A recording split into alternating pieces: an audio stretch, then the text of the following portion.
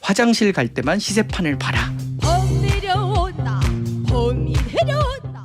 매수 기법이라고 표현하겠습니다. 이사육전법. 요거가 좀 궁금해하시는 분이 많아요. 네, 이사육전법. 그래서 20%, 40%, 60% 손해 볼 때마다 추가 매수 전략이다. 그래서 맨 처음에 내가 천재가 아닌 이상 네. 내가 사는 가격이 고점일 수도 있고 내가 그럼요. 사자마자 주변 환경이 안 좋아서 손해 볼 수가 있거든요. 네. 그렇기 때문에 항상 나는 실패할 수 있다라는 가정하에 접근하자. 안 그러면 오마이갓만 연말한다. 그래서 그런 측면에서 네. 한 30% 일반적으로는 한 30% 사는 거고요. 좀 더 저평가다 하면 50%까지 배팅을 하는 거예요. 그렇게 네. 해놓고 일반적으로는 이사육전법. 근데 너무 저평가다 그러면 10%, 20%, 30% 이렇게 세 번 정도 마이너스 10%, 마이너스 20%, 30%. 만 원에 샀으면 9,000원, 8,000원, 7,000원에 네. 접근하는 고배당주라든지 실적 개선 대비해서 저평가주들은 그렇게 접근하는 거고요. 1, 2, 3전법이네요. 네네. 네. 아니면 이제 굉장히 좀 버블이 심하다. 그러면 처음에 한 마이너스 30%까지는 추가 매수를 안 해요. 그 다음에 이제 마이너스 30% 됐을 때, 마이너스 50% 됐을 때, 마이너스 60% 됐을 때 이렇게 356. 접근하는 네. 그런 투자 전략이 있는데요. 가급적 10% 미만 손해에서는 추가 매수를 하지 마라. 왜냐하면 너무 잦은 매수를 하다 보면 나중에 결정적으로 한방 기회가 왔을 때 돈이 없어요.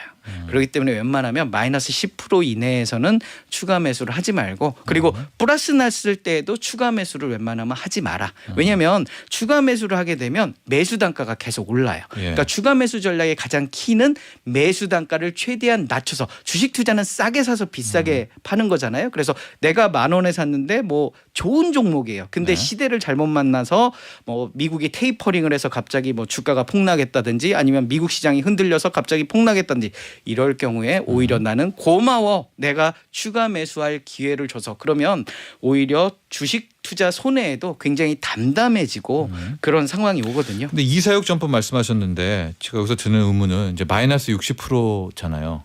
이사육의 그 마이너스 60%. 그 전에 손절을 해야 되는 거 아닌가요?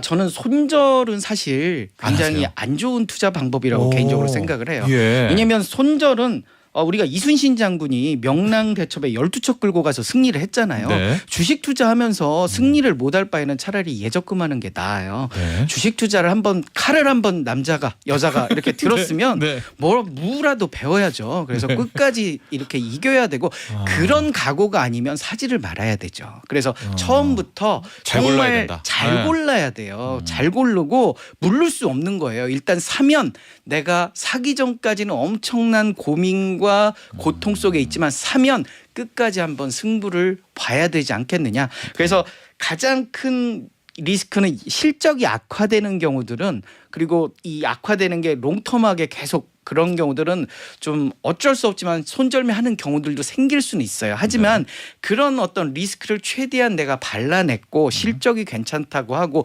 리스크가 크지 않다라고 하면 끝까지 한번 물고 늘어지면 언젠가는 수익이 나더라. 그러니까 내 종목만 빠진 게 아니라 산업 전체, 시장 전체가 네. 빠졌다라면 오히려 마이너스 60%는 기회가 될 수 있다라는 측면에서 바라보자라는 거죠. 1, 2, 3전법으로 이제 한 겁니다. 마이너스 10, 마이너스 20, 마이너스 30에 들어가야지 하고 이게 처음에는 전체 비중을 이제 많이 안 실은 거예요. 한 30% 내 투자금에. 네. 근데 그 종목이 그냥 시세가 그냥 나버린 겁니다. 그럼 걔는 어떻게 합니까? 그냥 둡니까? 이제? 그렇죠. 뭐 30% 했는데 네. 이제 무슨 생각을 하냐면 내가 300만 원을 살 게 아니라 3천만 원을 샀어야 돼. 뭐 네. 이런 아쉬움이 있는데요. 네. 그런 아쉬움을 계속 가지다 보면 주식 투자가 흔들려요. 원칙이 흔들려 버리거든요. 그래서 수익이 났으면 수익이 나서 고마운 거고요. 네. 300만 원을 넣어서 예를 들면 30% 벌었으면 그게 감사한 거지. 네. 내가 왜 3천만 원을 못 샀을까 이런 생각을 하다 보면 되게 금액이 한 번에 커지는 경향들이 있거든요. 하고 그래서 매수할 땐 쫓아가진 않는다. 그렇죠. 네. 그래서 웬만하면 이렇게 수익이 났으면 수익 구간을 즐기고 왜냐하면 주식시장에는 2,000개가 넘는 종목이 있는데 네. 이 종목이 아니더라도 또 다른 종목에서 기회를 찾는 그런 포트폴리오 투자가 바람직하지 않나라는 생각이에요. 또 다른 또 궁금한 점 이제 듣고 싶은 것이 1년에 매매를 거의 12번 그러니까 월 1회 정도만 이제 하십니다. 근데 지금 많은 주린이도 그렇고 주식 많이 해보신 분들도 결국 시세를 계속 확인하게 되고요. 뭐 진짜 10분마다 막 15분마다 확인하게 되고 그 결과 매매를 하게 되는데 우리 샤크님은 월 1회 매매다.